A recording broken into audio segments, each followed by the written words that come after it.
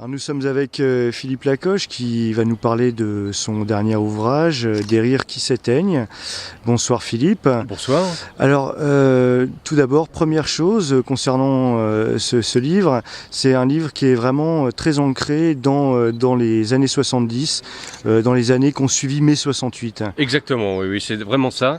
C'est l'histoire d'un jeune narrateur qui s'appelle Antoine, qui est issu d'un milieu ouvrier et qui se retrouve dans un lycée expérimental, un lycée très moderne avec des techniques et des moyens d'enseignement un peu révolutionnaires, avec sans discipline, enfin, etc.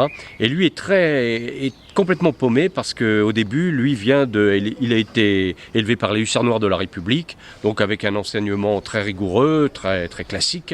Et il se retrouve dans ce lycée un peu perdu. Et il fait la connaissance de deux très jolies filles, de grandes filles magnifiques. L'une, Katia, qui est issue de la petite bourgeoisie commerçante. L'autre, Clara, qui est issue de la grande bourgeoisie. Son père a un manoir en Picardie, enfin.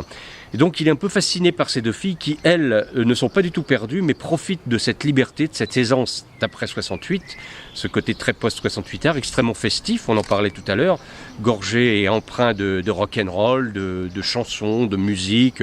Il y a aussi une grande liberté au niveau des mœurs, bien sûr, liberté sexuelle, liberté affective, liberté tout simplement aussi de déplacement. Enfin, on fait un peu la route quand on le peut. Et tout ça crée un univers et un climat très post-68 art. Donc en toile de fond, c'est d'abord le portrait de ces deux filles, qui malheureusement ont un destin un peu fracassé, puisque Katia meurt dans un accident de voiture en 1975 sur la Côte d'Azur, dans le cadre d'une soirée un peu mouvementée et très festive. Et l'autre fille, Clara, elle décédera en 85 d'un virus délétère qui n'est pas cité mais que tout le monde reconnaîtra.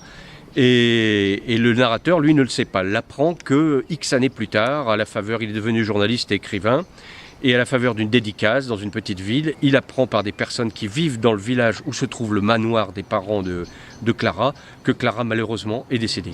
Et là, il a comme un choc et il repart dans son passé. Il va retrouver un ancien camarade qui les a connus aussi, qui habite pas très loin, donc ils font un peu la bringue, ils boivent, enfin, etc. Et ils se souviennent de tout cela. Et le livre est conçu un peu comme une multitude de flashbacks, si vous voulez. Alors c'est un livre que j'ai écrit, que j'essayais de soigner d'un point de vue stylistique, qui est empreint d'atmosphère, qui est empreint voilà, différents petits univers, micro-univers un peu, à la fois très féminin avec les filles, à la fois beaucoup plus masculin avec le narrateur et ses copains. Et tout ça dans un climat assez rock'n'roll, si vous voulez. Donc différents univers, mais aussi différentes époques, puisque, différentes époques, bien comme sûr. vous le précisiez, on évolue des années 70 finalement à nos jours. Exactement. C'est quelque chose que vous aviez vraiment envie de développer un peu, peut-être cette ambivalence entre les deux époques. Exactement, oui, tout à fait.